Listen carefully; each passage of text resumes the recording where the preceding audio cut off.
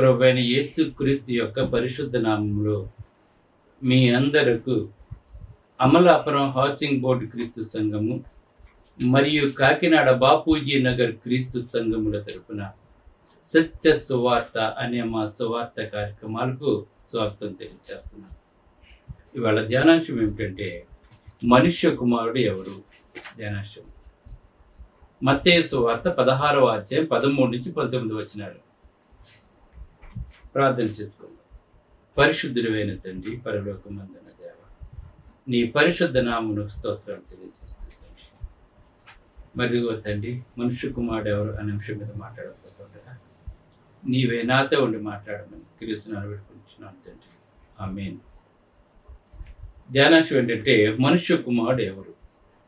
మత్తయి సువార్త 16వ అధ్యాయం 13 నుంచి 19 వచనాలు.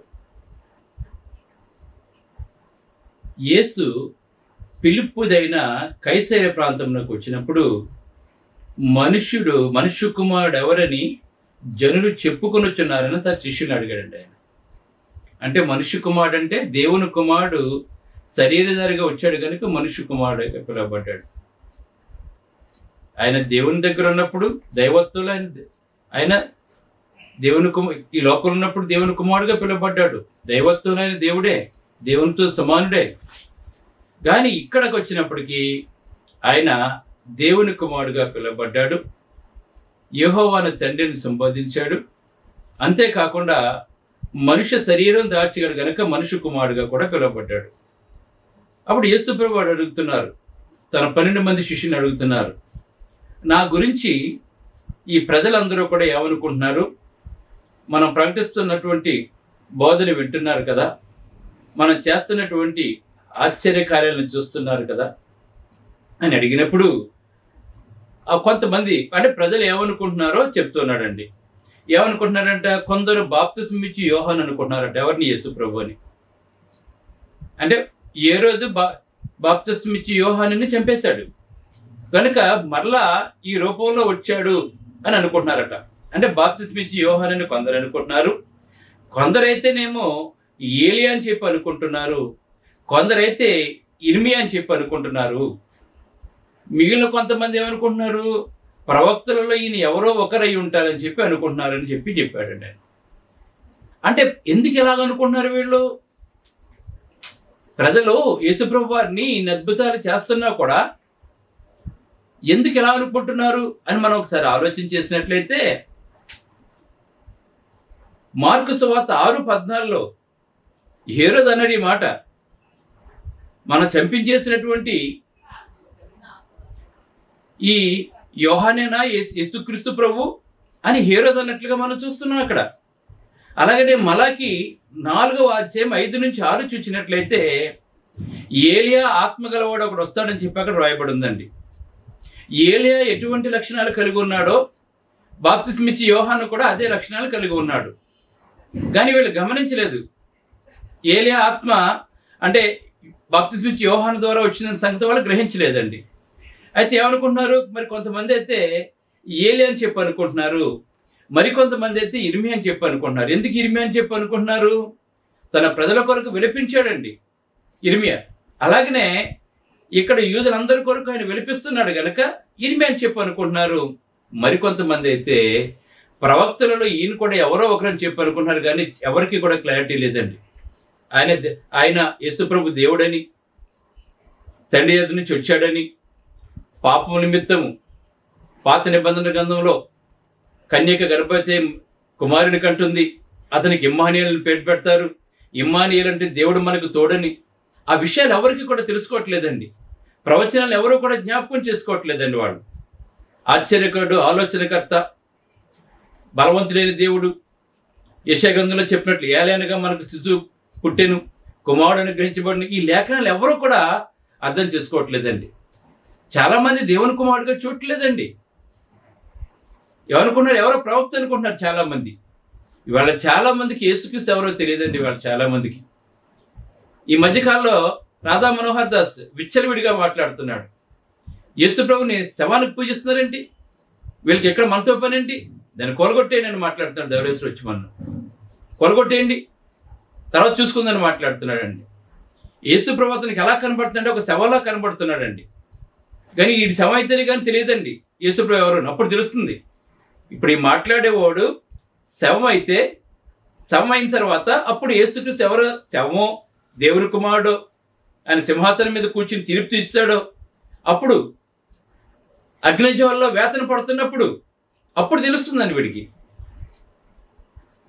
ఎందుకంటే చాలామందికి ఏదో క్రైస్తవ మతం అంటే ఏదో ఇంగ్లీష్ వాళ్ళ మతం అని, లేదంటే ఏదో అని చెప్పి అనుకుంటారు. కానీ చరిత్ర తెలియదండి వీళ్ళకి. ఒకరి నుండి యావత్ భూమి మీద కాపురం ఉంటకు దేవుడు ఒకరి నుంచి సమస్త జాతి మనుషులను సృజించును అనే విషయం తెలియటం లేదండి. మొట్టమొదటి మానవుడు ఆదామని, ఆదాము నుంచి లోకంలో ఉన్న వాళ్ళందరూ వచ్చారని, ఆదాము నుంచి ఈ లోకంలో నివసిస్తున్న ప్రతి జాతి కూడా వచ్చిందని చాలామందికి తెలియదండి. చాలామందికి తెలియదండి. అబ్రహాం యొక్క సంతానమే ఇస్సాక్ అని, అలాగే అబ్రహాం యొక్క సంతానమే ఇష్మాయేల్ అని. ఇప్పుడు ఇష్మాయేల్ అంటే ఇప్పుడు పాలస్తీనాలో ఉన్నారు, ఇష్మాయేల్ ఉన్నారు, అరబ్స్ అంతా కూడా ఆ సంతానానికి సంబంధించినటువంటి వారే. రుజువులు ఉన్నాయి బైబిల్ నిజమంటానికి. బైబిల్ గ్రంథంలో ఏ ఏ ప్రాంతాలు అయితే ఉన్నాయో, ఏ ఏ పట్టణాలు అయితే ఉన్నాయో, ఏ ఏ జాతులు అయితే ఉన్నాయో ఇంతవరకు కూడా స్టిల్ అవన్నీ కూడా ఉన్నాయి. బైబిల్ నిజం, యేసుక్రీస్తు నిజం. కానీ లోకం తెలుసుకోదండి ఆయన్ని. భారతదేశంలో అయితే మరీ మూర్ఖంగా తయారయ్యారండి. ఇక్కడ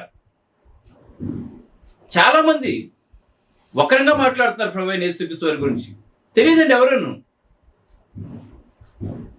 నానా రకాలుగా మాట్లాడుతున్నారు.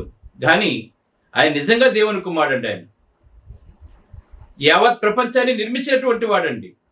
మానవుని చేసిన పాపం నుండి విడిపించడానికి వచ్చినటువంటి వాడండి. ఆయన మనుష్య కుమారుడండి. లోకం అంతా తెలుసుకోవాలి విషయాన్ని.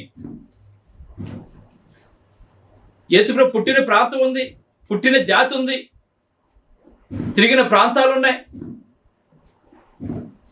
ఆయన ఎన్ని అద్భుతాలు చేసినవన్నీ కూడా ఉన్నాయి. బైబిల్లో ఉన్న ప్రతి ప్రాంతము కూడా ఉంది. ఇప్పుడు మీరు పూజిస్తున్నటువంటి దేవుళ్ళు, వాళ్ళ పుట్టుక, వాళ్ళ వంశము, ఆ ప్రాంతాలు ఉంటే చూపించండి. కేవలం ఇవన్నీ కూడా అబద్ధాలు, ఎవరు ఏమనుకున్నా కానీ. అయితే ఇక్కడ అడుగుతున్నాడు, మరి మీరేమనుకుంటున్నారని అడిగాడండి. ఇప్పుడు ప్రజలు ఈ విధంగా అనుకుంటుంటే మీరేమనుకుంటున్నారని అడిగినప్పుడు పేతురు మాట్లాడుతున్నాడు. మత్తయి సువార్త 16:16లో నీవు సజీవుడైన దేవుని కుమారుడైన క్రీస్తు అని చెప్పాడండి. నీవు సజీవుడైన ఎవరండి? యేసు ప్రభు సజీవుడు, ఆల్ఫా ఒమేగా, నిన్న నేడు నిరంతరము జీవించేవాడు. కలిగినదంతయు ఆయన ద్వారానే కలిగింది. ఆయన లేకుండా ఏది కూడా కలగలేదండి. కనుక నీవు సజీవుడు అయిన దేవుని కుమారుడు అయిన క్రీస్తు. క్రీస్తు అంటే అభిషేకించబడినటువంటి వాడు, రాజుగా అభిషేకించబడినటువంటి వాడండి క్రీస్తు. క్రీస్తు అంటే అర్థం అది. ఇప్పుడు తండ్రి కృపాక్ష రాజుగా అభిషేకించబడి కూర్చున్నాడండి ఆయన. నువ్వు సజీవుడు అయిన దేవుని కుమారుడు అయిన క్రీస్తు అని ఒప్పుకున్నాడండి. నిజమే. అప్పుడు అప్రిషియేట్ చేశాడండి పేతుర్ని. చేసి అప్పటి నుంచి ఇంతవరకు అతని పేరు సీమోను. ఇక్కడ నుంచి సీమోను కాదండి, మరియు నీ పేతురు. పేరు మార్చాడు దేవుడు. ఎప్పుడండి పేర్లు ఏమందని చెప్పి అనుకుంటారు చాలా మంది. ఇంతవరకు కూడా సీమోనుగా పిలువబడినటువంటి వాడు. మరియు నువ్వు పేతురు అంటే, పేతురు అంటే దాని అర్థం ఏంటంటే, పీటర్ అంటే రాయి అని అర్థం అండి. మన పేపర్ వెయిట్ పెడుతున్నాం చూసారా, మనం పేపర్లు ఎగిరిపోకుండా వెయిట్ పెడుతుంటాం మనం. రాయి బరువుగా ఉంటుంది, రాయి కదలదు అంటే దాని అర్థం ఏంటి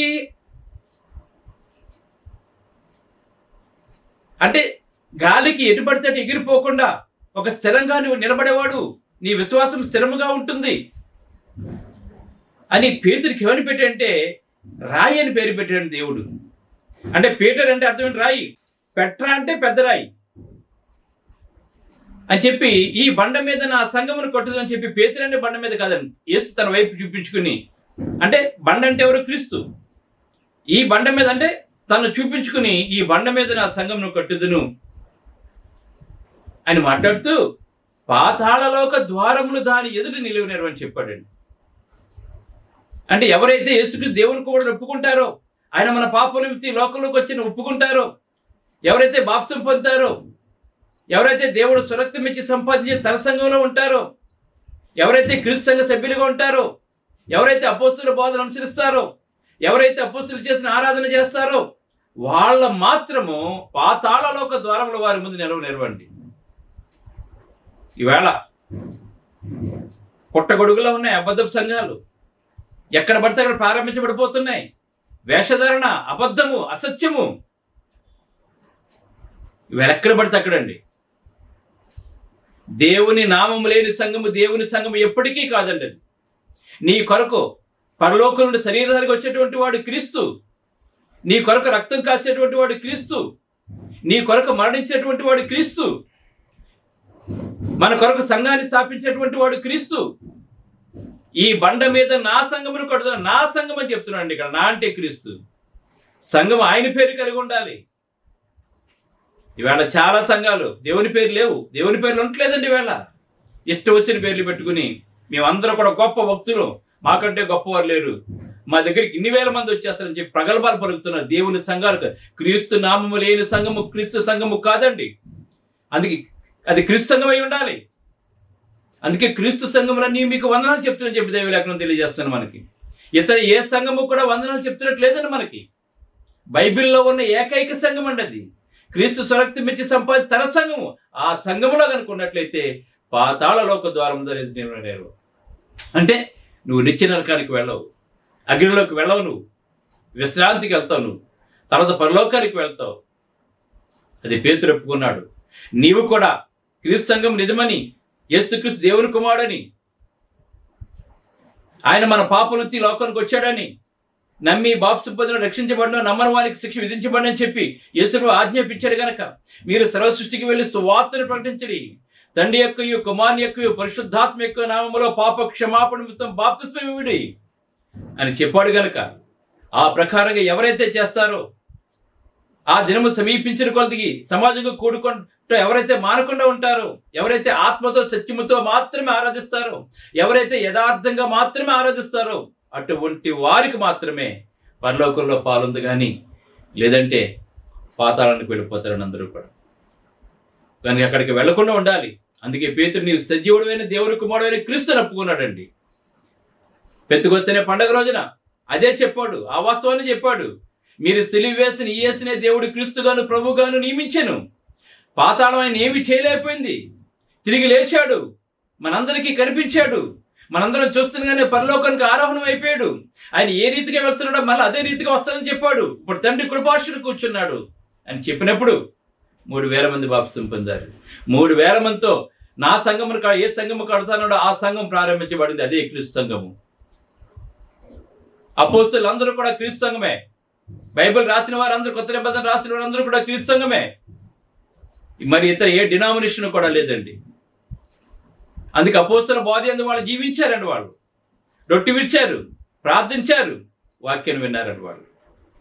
కనుక నీవు ఈ విధంగా చేసినట్లయితే, యేసుక్రీస్తు నిజమైన దేవుని కుమారుడని నమ్మితే, ఆయన స్థాపించిన సంఘంలో ఉంటే పాతాళలోక ద్వారంలో మన ఎదురు నిలవనేరు అండి. సత్యములో జీవించు, క్రీస్తు సంఘ సభ్యుడిగా ఉండు, సత్యమును గ్రహించు. పాతాళలోక ద్వారంలో నిన్ను ఎప్పుడు ఏమీ చేయలేవు. లేదా ఆ విశాలమైన మార్గంలోకి వెళ్ళిపోతావు నీవు. మనుషులు కల్పించిన దైవోపదేశంగా బోధిస్తున్న వారు, ఆ వింటున్న వారు కూడా అక్కడికే వెళ్ళిపోతుంటారు. ఈ లోకం కావాలో, క్రీస్తు కావాలో, పాతాళం కావాలో, పరలోకం కావాలో డిసైడ్ అవ్వు. ప్రార్థన చేసుకుందాం. పరిశుద్ధుడైన తండ్రి, పరలోకమందున దేవా, నీ పరిశుద్ధ నామమునకు స్తోత్రాలు తండ్రి.